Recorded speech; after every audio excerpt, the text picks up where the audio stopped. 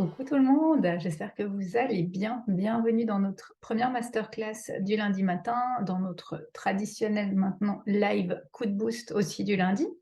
Donc aujourd'hui, suite au lancement de l'académie, j'ai choisi de faire 3 masterclass et un live bonus durant ces 2 semaines pour revenir sur quelques problématiques essentielles, vous donner des clés, des pistes concrètes pour que vous puissiez vraiment mieux vous connaître, mieux connaître votre cible et pouvoir vraiment développer une offre signature unique pour vous démarquer des autres, de la concurrence et enfin vivre de votre activité de coach ou de thérapeute.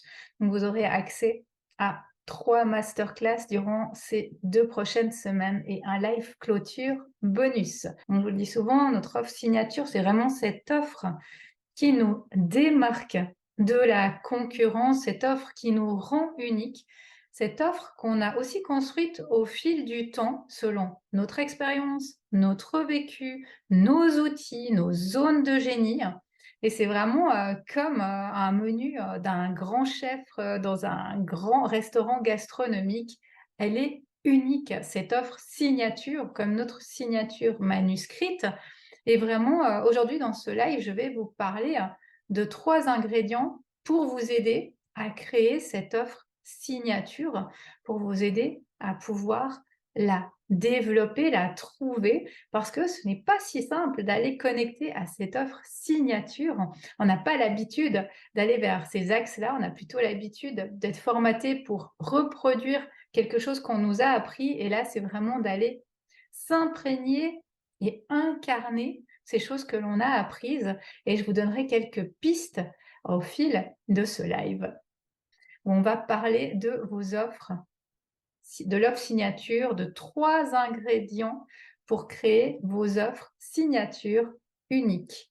Vraiment, comment créer son offre signature unique et se démarquer en tant que coach, en tant que thérapeute, comment pouvoir vivre de son activité avec cette offre. Je vais vous amener mes clés ce matin, mes pistes ce matin, de nouveau comme chaque live.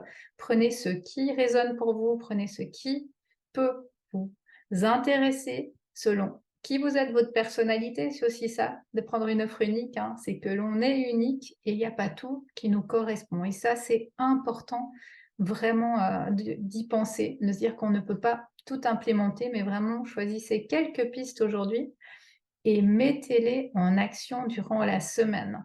Parce que si vous ne mettez pas en action ce que l'on apprend, vous n'aurez aucun résultat. Même si vous savez la théorie, ça ne fonctionnera pas. Je prends toujours cet exemple de Roger Federer et du tennis, hein, mais si je vous donne une balle et une raquette de tennis et que vous avez vu tous les matchs de Roger Federer, que vous connaissez tous les coups droits, les services, les stratégies, hein, mais que vous n'avez jamais pratiqué, je peux vous donner une balle et une raquette, vous ne jouerez pas comme Roger Federer. C'est la même chose ici. Je peux vous donner toutes les clés, toutes les pistes.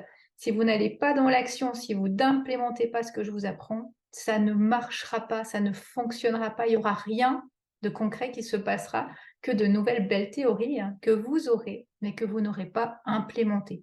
Et je vous invite vraiment à aller dans ce mouvement d'action, à aller implémenter ce que l'on voit.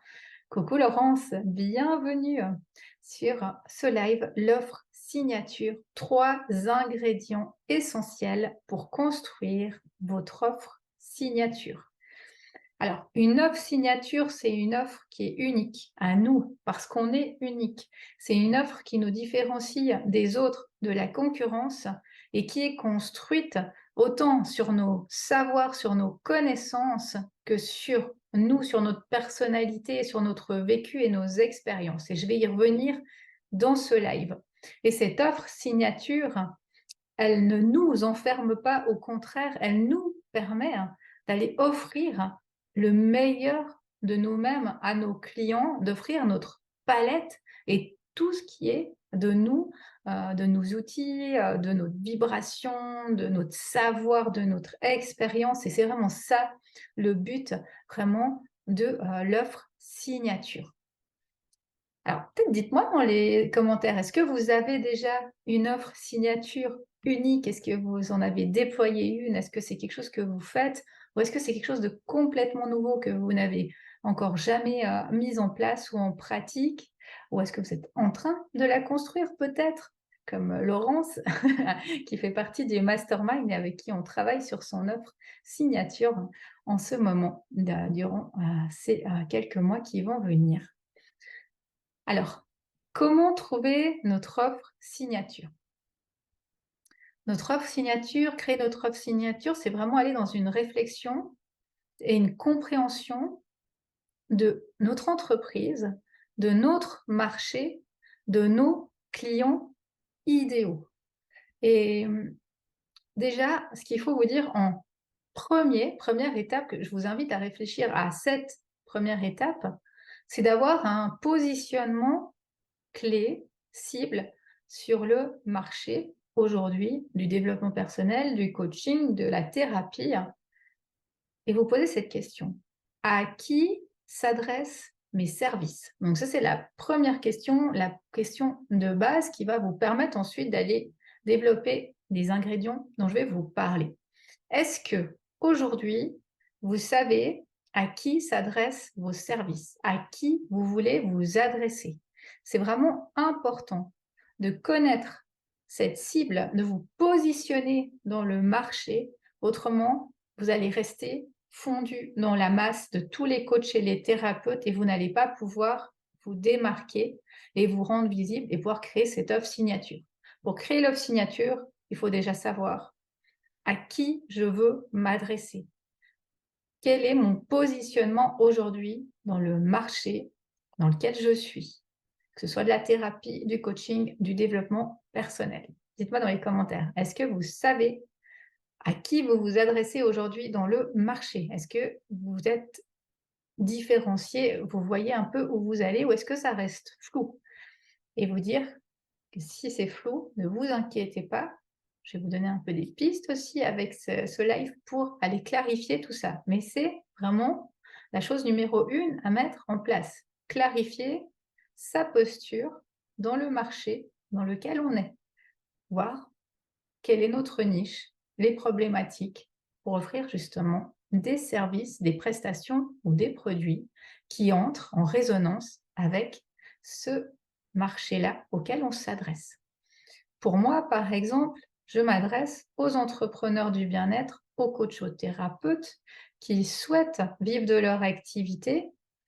Par exemple, c'est ma cible. J'ai par exemple une cliente qui s'adresse aux jeunes mamans qui se sentent épuisées et qui veulent retrouver de la sérénité. J'ai des personnes qui s'adressent aux cadres, qui ont fait un burn-out et qui souhaitent retrouver du plaisir dans leur activité professionnelle. Donc, il y a plein de possibilités. Donc, vraiment, allez voir déjà votre positionnement dans le marché. Une fois que vous aurez votre positionnement, vous pourrez ensuite aller vers une proposition, vers une offre qui sera unique et qui va vous permettre vraiment d'aller travailler pour vous adresser directement à votre clientèle et leur offrir ce dont ils ont besoin. Et vous sortirez de parler à tout le monde et à personne.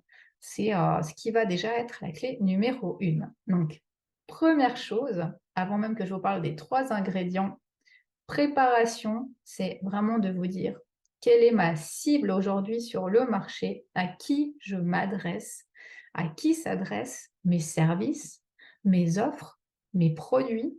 Et là, vous allez pouvoir vraiment déployer quelque chose de beaucoup plus spécifique. Vous allez pouvoir mettre en avant des problématiques, en avant des produits, en avant des services qui répondront à votre client, à votre cible, et non parler beaucoup trop général à tout le monde. Et finalement, quand on parle à tout le monde, on parle à personne. C'est ça qui se passe. Cassez aussi la croyance, si vous l'avez, de vous dire « Ah, mais si je me restreins à une cible, je vais perdre de la clientèle. » Non, au contraire. Et ça, c'est une des premières croyances que j'ai eues. Je me rappelle quand on m'a dit ça, « Mais Christa, il faut que tu choisisses une cible. » Non, je ne voulais pas choisir une cible. Je me disais, mais si je choisis une cible, je vais perdre des clients. Pas du tout. Plus vous choisirez une cible, plus vous allez voir, vous allez attirer à vous les bons clients et on en reparlera, c'est un des ingrédients. Donc vraiment, c'est la première chose. Vous positionnez dans le marché actuel. Alors, premier ingrédient, première chose, c'est de lister vos outils, vos formations. C'est la première chose que je fais avec mes clientes quand elles viennent en offre, c'est de dire, OK, prends le temps de lister tout ce que tu as fait, tes outils, tes formations. Parce que souvent, on ne se rend pas compte de la richesse que l'on a déjà. Et on pense, fausse croyance, qu'il faut encore avoir des connaissances en plus, que quand on aura cette formation, que quand on aura fait ce diplôme, que quand on aura ça, on aura plus de clients, on sera plus légitime. Non, vraiment. Prenez le temps de lister tous ces outils et toutes ces formations que vous avez déjà, parce que j'en suis sûre que vous êtes remplis de formations, de pépites, et qu'il y a peut-être parmi vous des personnes qui ont encore cette croyance de se dire, mais il me manque cela ou cela.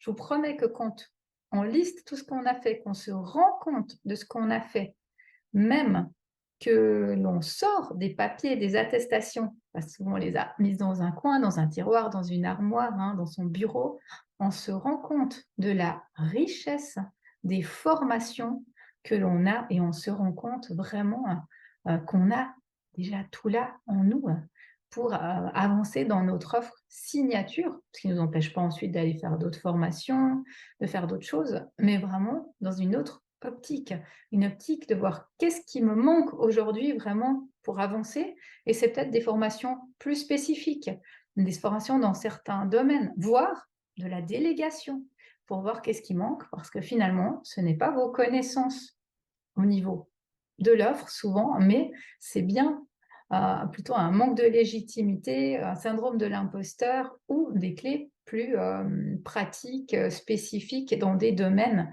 de marketing, de communication.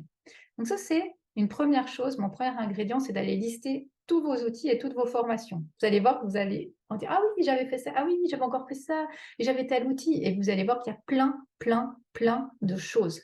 Et vous allez pouvoir les intégrer dans vos offres parce que je le sais aussi que automatiquement, vous les intégrez déjà dans vos offres. Vous les intégrez avec vos clients dans vos prestations, ces outils.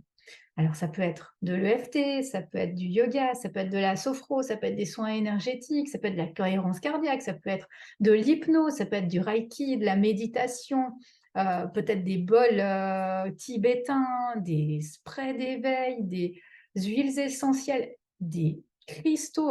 Je sais que parmi vous, vous avez plein de toutes ces pépites que vous déployez déjà inconsciemment avec vos clients en leur disant, mais tu connais ça, tu pourrais peut-être t'acheter telle pierre, il y a telle huile essentielle qui pourrait t'aider. On le fait automatiquement et on se rend même plus compte qu'on a tous ces outils et toutes ces formations en nous, avec nous, et on n'en parle pas dans nos offres, dans nos prestations.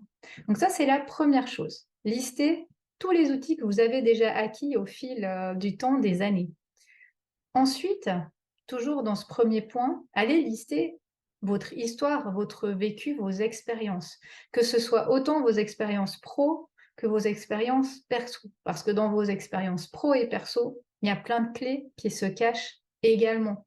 Ça va vous permettre d'aller voir, certainement identifier plus votre cliente idéale, d'aller voir pourquoi vous avez peut-être des préférences pour accompagner telle ou telle problématique, telle ou telle personne. Ça vous permettra aussi peut-être d'aller voir à quel moment vous avez eu des déclics et comment ces outils vous ont aidé dans votre vie à ce moment-là, de pouvoir vraiment les utiliser. Moi, sur mon chemin, j'ai refait un peu la liste et j'ai vu qu'il y avait plein de choses que j'utilisais instinctivement, comme je vous l'ai dit, que ce soit le coaching, la PNL, que ce soit les neurosciences, que ce soit le pendule, que ce soit les cartes, les oracles, le tarot, que ce soit les chakras, que ce soit des sprays énergétiques, que ce soit des rituels, que ce soit de l'EFT. Vraiment, j'ai déjà toute une liste toute longue de tout ce que j'ai fait et que j'intègre inconsciemment quand je fais des coachings où tout à coup, il y a quelque chose que ma cliente me dit et je me dis, mais tu connais cet outil, tu pourrais peut-être utiliser ça. Et là, vraiment, vous allez voir tout ce que vous avez. Ça vous permettra aussi d'aller travailler après sur vos zones de génie et on en reparlera tout à l'heure, une fois que vous aurez un peu identifié. Vous pourrez aussi aller voir les événements marquants de votre vie. Souvent, les événements marquants de nos vies qui ont fait qu'on a eu des déclics, qu'on a découvert un outil, qu'on est allé vers une formation, ils sont puissants et ils nous rapprochent aussi de notre client idéal, de notre cible, de notre problématique. Ça peut être un burn-out, ça peut être un décès, ça peut être une naissance, ça peut être un changement, une rupture, un changement de vie, un déménagement. Il y a vraiment ces étapes-là de la vie qui amènent des clés par rapport à votre offre signature, qui amènent des clés par rapport à votre clientèle cible, à votre problématique cible. On est en général notre client idéal avant qu'il ait évolué. Notre client idéal, c'est un peu nous avant son évolution. Les problématiques de nos clients, c'est un peu les nôtres avant qu'on ait travaillé sur nous. Donc vraiment, faites ce travail. Ça, c'est mon premier ingrédient. Listez vos outils, vos formations. Listez vos expériences pro et perso et vos expériences de vie qui ont amené les grands déclics, les grands changements. Vous allez voir que là, vous allez déjà ressortir pas mal de pépites et de prise de conscience. Deuxième piste, et on en a bien parlé cette semaine passée dans le défi, si vous étiez là, c'était certainement aussi le défi, d'après vos retours, qui a été le plus puissant pour la majorité, celle des zones de génie. Plus vous vous connaîtrez, plus vous serez allé voir toutes ces choses, plus vous pourrez aller identifier vos zones de génie. Quand vous connaîtrez vos zones de génie, vous allez pouvoir les ajouter à vos offres. Et je vous dis déjà, vos zones de génie, vous les utilisez inconsciemment, comme certains outils et formations que vous avez déjà faites, déjà dans vos offres avec vos clients. Donc, ces zones de génie, c'est vraiment ce qui nous démarque des autres, ce qui fait notre unicité et ce qui est tellement simple pour nous qu'on pense que tout le monde est comme nous. Donc, pas facile à identifier parce que c'est une évidence et on n'a pas l'habitude de se dire que nos zones de génie, elles sont dans l'évidence. On n'est pas construit comme ça dans notre société. Donc, moi, je vous invite à aller revoir le live des zones de génie si vous ne l'avez pas vu. Il est sur le groupe jusqu'au 18. C'est le 3e jour. Là, je vous ai donné aussi plein de pistes sur les zones de génie. Je vais vous donner ici quelques autres pistes pour compléter et vous allez pouvoir vraiment continuer à avancer dans ces zones de génie. C'est vrai que c'est un travail de longue haleine que de se connaître. Donc, premièrement, c'est de faire vos auto-évaluations. Si vous étiez là au défi, je vous ai parlé de la caméra, de vous observer en permanence. Plus vous allez vous observer, plus vous allez vous connaître, plus vous allez remarquer comment vous fonctionnez, plus vous allez voir où sont ces compétences que vous avez, quels sont vos points forts, qu'est-ce que vous faites naturellement et facilement et qui vous amène du plaisir, de la satisfaction. Donc ça, c'est le premier point. Auto-observation, auto-évaluation, connaissance de soi minutieuse. Deuxième point pour aller vers ces zones de génie, c'est de voir quelles sont vos passions. Qu'est-ce qui vous passionne? Qu'est-ce qui vous motive? Quelles sont ces activités que vous faites dans votre quotidien qui vous donnent de la joie, qui vous donnent de l'énergie, qui vous captivent, qui vous poussent à vous dépasser, qui vous poussent à aller plus loin, à avoir d'autres connaissances? Toutes ces passions-là, elles vont vous amener petit à petit vers vos zones de génie. Troisième piste, c'est celle de vos réussites, de vos expériences réussies.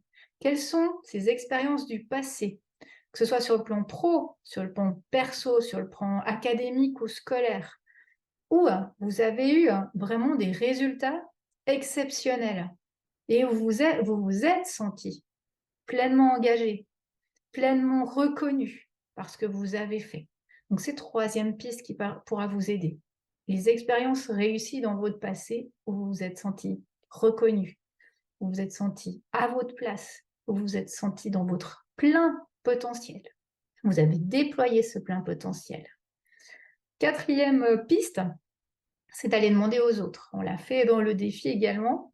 Prenez le temps de demander autour de vous à des personnes de confiance, à des amis, à vos conjoints, peut-être à vos enfants, à vos parents, de dire: «Mais quelle est pour toi ma zone?» Alors, peut-être leur expliquer un peu ce que c'est la zone de génie, mais en quoi est-ce que tu trouves que je suis douée? Quels sont mes talents, mes points forts? Et ça, c'est tellement gratifiant et intéressant parce qu'on voit que les autres, en fait, voient des choses auxquelles on n'avait même pas pensé, mettent en lumière des choses auxquelles on n'avait pas pensé et qui permettent d'aller encore voir un peu plus loin nos zones de génie.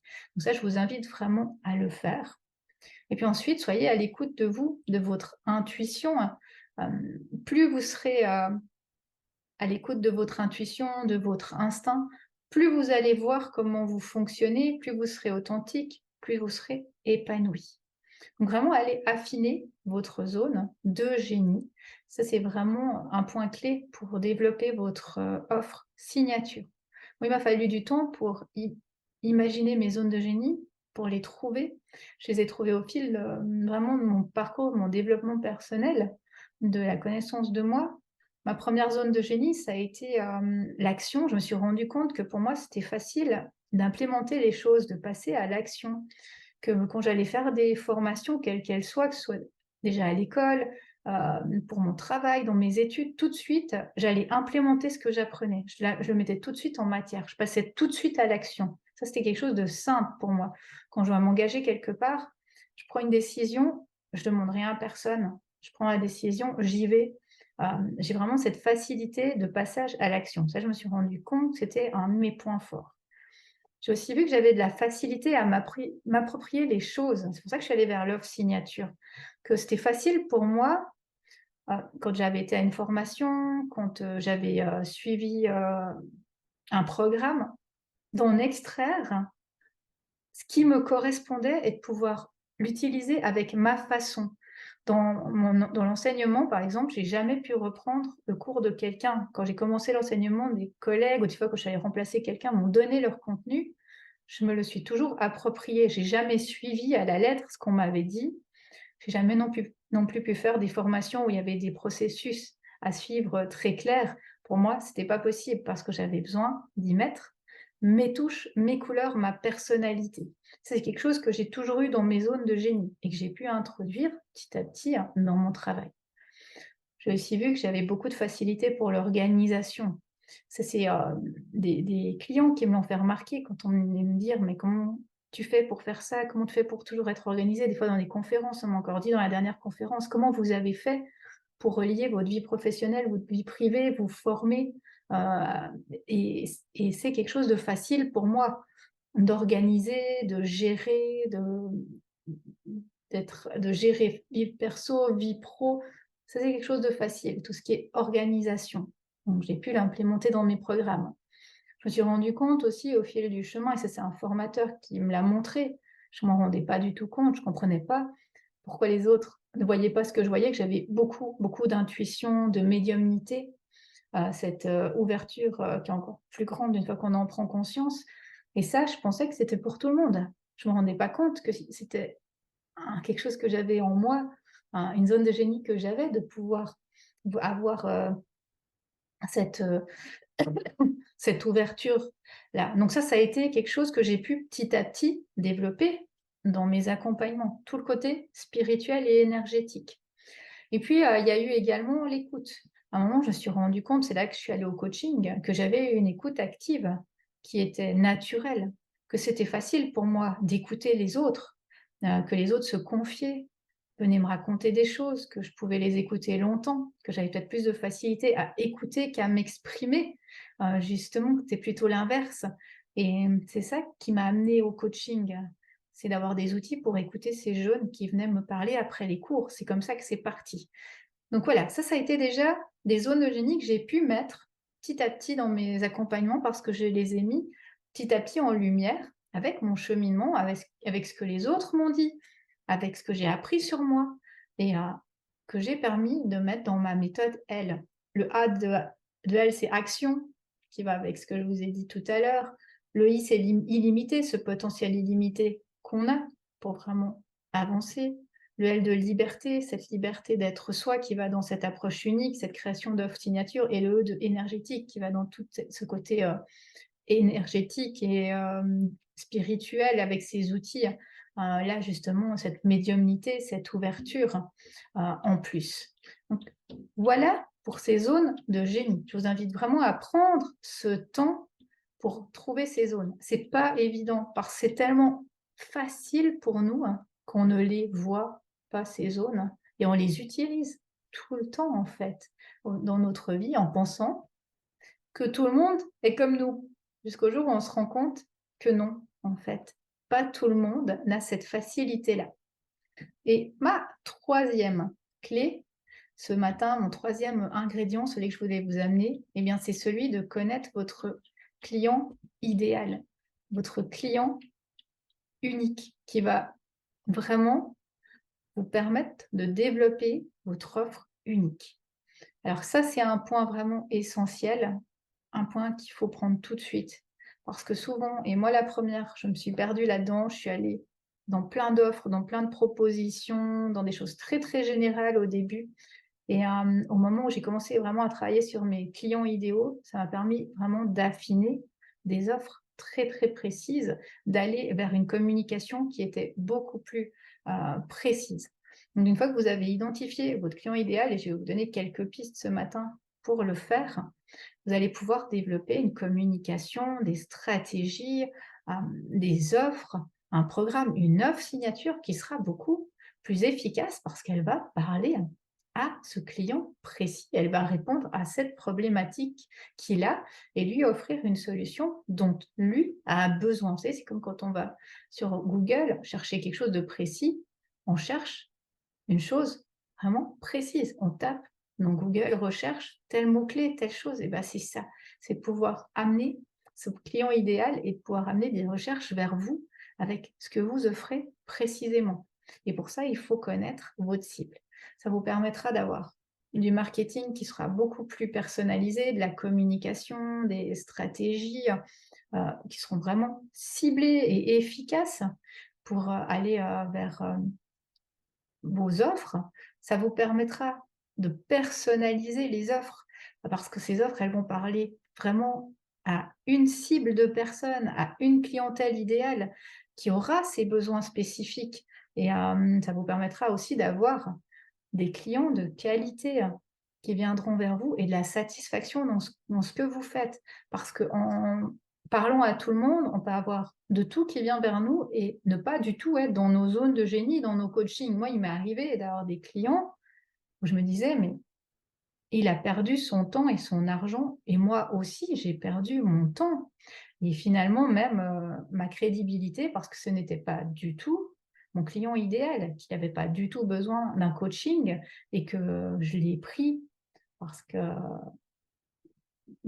peut-être par peur du manque, peut-être par ego, peut-être parce que j'étais toute contente d'avoir un client, mais ça n'était pas du tout mon client idéal.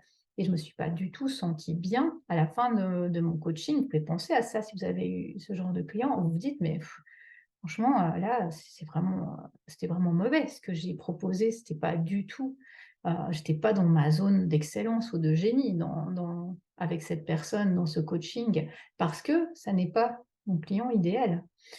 Ça vous permettra aussi d'avoir une meilleure connexion avec vos clients, d'instaurer un lien de confiance avec eux, parce que pour travailler dans la thérapie, dans le coaching, c'est essentiel d'avoir ce lien de confiance avec les personnes qui viennent vers vous. C'est pas comme quand on va acheter une robe ou une paire de sandales. Quand on va vers un coach, un thérapeute, on va amener des choses personnelles qu'on a peut-être même racontées à personne avant. Donc ça demande cette confiance-là, et pour ça, il faut sentir que la personne en face, elle puisse nous entendre, elle puisse nous comprendre. Souvent, ça fait écho avec cette piste du début, de notre propre expérience, de notre vécu. Et ben moi, quand vous me parlez, je sais de quoi vous me parlez parce que moi, j'ai passé par là et je sais comment c'était à ce moment-là dans ma vie, quand j'ai passé par cette étape, car j'ai passé par cette épreuve. Et c'est là que c'est intéressant et que c'est puissant. Et puis, ben, ça va vous démarquer, vous différencier de tous les coachs et les thérapeutes qui existent aujourd'hui sur le marché et qui n'ont pas ce client idéal qui parle à tout le monde finalement et qui parle à personne.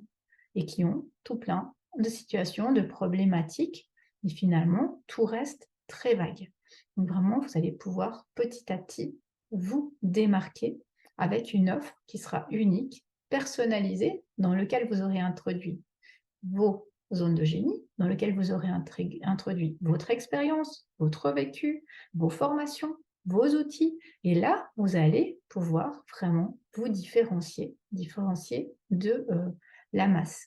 Vous allez voir, comme je vous le disais avant, que notre client idéal, c'est souvent nous, avant qu'on ait avancé ou évolué, que dites-vous bien que c'est en perpétuelle évolution. Notre entreprise, elle évolue chaque 6 mois, il faudrait faire un réalignement parce qu'on change, notre entreprise change, nos clients idéaux changent. Tout le temps, il y a ce changement et cette transformation. Ça, c'est aussi un essentiel que je vous partage ici. Revoyez les étapes chaque 6 mois, refaites un travail de réalignement chaque année de votre entreprise, des prestations, qu'est-ce que je garde, qu'est-ce que je laisse. Vous allez voir que ça va vous aider. C'est aussi l'expérience qui va vous amener ces pistes, vos clients qui vont vous amener ces pistes. Donc c'est pour ça aussi que c'est important d'oser faire une première offre, faire un premier pas, et puis petit à petit de l'affiner, de le transformer, de le changer, d'ajouter un critère, d'en enlever un. C'est comme ça que vous allez pouvoir vraiment clarifier les choses. Alors moi, comment ça a commencé pour moi, pour vous expliquer? Au début, vu que j'enseignais à des adolescents, mon client idéal, c'était ça. C'était des adolescents, des jeunes qui avaient un manque de confiance, un manque d'estime, un manque d'autonomie, besoin d'organisation. Et je les ai accompagnés dans ces zones de génie qui me correspondaient à l'époque de jeunes. J'avais là l'organisation qui venait de mon enseignement, il y avait toutes mes pratiques d'enseignement que je pouvais leur apprendre, ce qui était confiance, estime, autonomie. Et j'ai commencé par ce client idéal-là. C'était l'étudiant qui a des examens importants, qui n'arrive pas à gérer son stress, qui a peur de parler à un exposé devant les autres, qui perd ses moyens aux examens, etc. Ça a été mes premiers clients. Par ces clients-là, j'ai touché en fait aux femmes et aux mamans parce que ces jeunes avaient des mamans qui venaient me parler, justement, souvent c'était leurs mamans qui prenaient les rendez-vous, qui venaient me parler de leurs problématiques. Et j'ai eu cette envie d'aller accompagner les femmes. Ces femmes, c'était un peu moi aussi. Des femmes qui souvent manquaient de confiance, manquaient d'estime d'elles, qui s'étaient un peu oubliées au détriment des autres, notamment de leurs enfants, parce qu'elles venaient pour leurs enfants et finalement elles commençaient à me parler de leur vécu. Et là, je voyais qu'elles avaient besoin d'aide elles aussi, qui avaient peur de déplaire, qui avaient besoin de reconnaissance. Et là, j'ai créé mon deuxième programme. C'était mon programme Je déploie mes ailes. Et petit à petit, sur mon chemin, moi, j'ai déployé mon entreprise. Et à un moment, sont venus vers moi des coachs et des thérapeutes qui m'ont dit, mais Christa, comment tu as fait, toi, pour vivre de ton activité? Est-ce que tu peux m'aider? Est-ce que tu peux me coacher? Et c'est comme ça que j'ai commencé à aider des coachs et des thérapeutes à vivre de leur activité et que petit à petit, je suis allée voir qu'est-ce que moi, je voulais leur offrir, qu'est-ce qui avait fonctionné pour moi. Et pour moi, c'était ça, c'était les offres signatures. J'ai commencé par une offre signature pour les jeunes, ça s'appelait Be Yourself. Ensuite, j'avais commencé par une offre signature pour les femmes, ça s'appelait Je déploie mes ailes. Et puis ensuite, j'ai créé mon académie et mon offre signature pour les coachs et les thérapeutes, pour les aider à aller vers cette offre signature. Et voilà, je suis en perpétuelle évolution également. Donc, pensez comme cela. Qu'est-ce qui va vous permettre de créer ces offres? Et c'est vraiment votre vécu, votre expérience, ce contact avec vos clients qui vont vous permettre de créer ces offres. Vous pouvez penser à un client ou une cliente que vous avez adoré accompagner. Vous vous dites, mais waouh, mais ça, c'est le genre de cliente que j'aimerais avoir tous les jours dans mon cabinet ou dans mon espace, dans mes soins. Quelqu'un à qui j'ai eu du plaisir à travailler. Et pensez à peut-être un client ou une cliente où vous vous dites, mais là, j'ai perdu mon temps, j'ai perdu mon énergie, ou même vous dites, ah non, encore ce client qui vient aujourd'hui, j'ai pas envie, ou j'ai pas envie de l'accueillir. Hein. Bah, c'est ça. C'est qu'il y en a un qui répond à votre client idéal et il y a l'autre qui ne l'est pas. Et vous allez pouvoir identifier pourquoi un est votre client idéal, pourquoi l'autre ne l'est pas.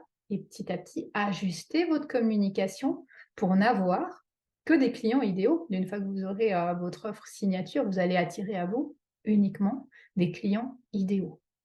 Donc, pour trouver son client idéal, il faut déjà définir ces offres, ces outils, hein, cette première partie dont on a parlé, connaître clairement où on va. C'est quoi notre cible, c'est quoi la problématique, pouvoir avancer. Ensuite, il faut aller un peu analyser le marché, ce qui se fait déjà, peut-être la «concurrence» entre guillemets, hein, j'aime pas forcément ce mot, mais ce que font les autres un peu dans votre domaine, voir qu'est-ce qui vous différencie, peut-être où sont vos lacunes, qu'est-ce que vous pouvez améliorer, qu'est-ce qui vous plaît, qu'est-ce qui vous déplaît. Ça, c'est très intéressant d'aller observer autour de vous la concurrence, parce que vous allez voir ce qui vous plaît, c'est ce qui va vous correspondre, ça va vous donner des pistes de ce que vous pouvez vous mettre en place. Et là, je ne parle pas de plagier et de copier, mais de vous inspirer d'autres personnes en vous disant: «Ah bah, je vais prendre ça et je vais la mettre à ma couleur, à moi, avec qui je suis, avec ma personnalité» et cetera. Et puis de voir aussi qu'est-ce qui ne vous plaît pas, parce que vous allez voir quand ce qui ne vous plaît pas, ben, vous allez le laisser de côté en disant: «Bah, ça ne me plaît pas, je ne veux pas le mettre dans mon œuvre, je ne veux pas fonctionner comme ça, je ne veux pas travailler comme ça, ce n'est pas moi». Donc ça, c'est vraiment une autre piste. Ensuite, ce que vous allez pouvoir faire, c'est vraiment de faire un peu comme une carte d'identité très précise de votre client idéal. Est-ce que c'est un homme? Est-ce que c'est une femme? Est-ce que c'est un enfant? Est-ce que c'est un ado? Est-ce qu'il a des problématiques, particulières? Peut-être, des maladies, un trauma, peut-être vécu un deuil, peut-être, ça peut être des mamans, peut-être, en lien avec des bébés, avec des enfants, enfin, ça peut être des entrepreneurs. La palette, elle est très, très large. Vous allez pouvoir voir si c'est des hommes, des femmes, s'il y a une localisation. Est-ce que vous voulez, accompagner, des gens seulement dans le secteur et en présentiel? Est-ce que vous voulez accompagner dans la francophonie en entier? Vraiment de voir où vous voulez aller, voir aussi leurs valeurs, leurs intérêts, leurs préférences. On vient vers quelqu'un parce que ça résonne avec nous, hein, parce qu'il a des valeurs communes, parce qu'il y a des points communs, parce qu'il y a une façon, de vivre, d'être commune, et on ne va pas vers quelqu'un d'autre justement parce qu'il y a des valeurs qui ne sont pas communes à nous, une façon de faire qui ne résonne pas avec nous. Donc vraiment, allez voir à quoi correspond votre client idéal. Créez petit à petit sa carte d'identité spécifique. Vous pouvez voir aussi s'il a des spécificités, niveau, psychologique, niveau comportemental. Vraiment, quels sont ses besoins? Quelles sont ses motivations? Quels sont ses problèmes ou ses défis aujourd'hui? Quels sont ses intérêts? Et petit à petit, vous allez pouvoir l'identifier toujours plus précisément. Donc ça demande de faire des recherches approfondies, hein, d'observation. Vous pouvez aussi, faire des questionnaires, des Google Forms, des questionnaires à envoyer à des personnes de votre réseau, dans votre email, dans vos newsletters. Vous pouvez également prendre des appels avec 2-3 justement clients qui étaient des clients idéaux et prendre un moment avec eux pour leur poser une ou 2 questions. Ça va vous permettre d'affiner la vision de votre client idéal, ses besoins, ses problématiques, pourquoi il est venu vers vous, qu'est-ce que ça lui a amené. Vraiment, faites, ce travail un peu de chercheur là, hein. On est un peu dans le laboratoire et on cherche petit à petit. Et petit à petit, vous allez pouvoir vous créer ce qui s'appelle un avatar ou une persona. C'est un client idéal qui répond vraiment à vos caractéristiques, et cet avatar, ce persona, il va vous permettre de créer une offre qui va être vraiment en adéquation au niveau communication avec ces personnes-là.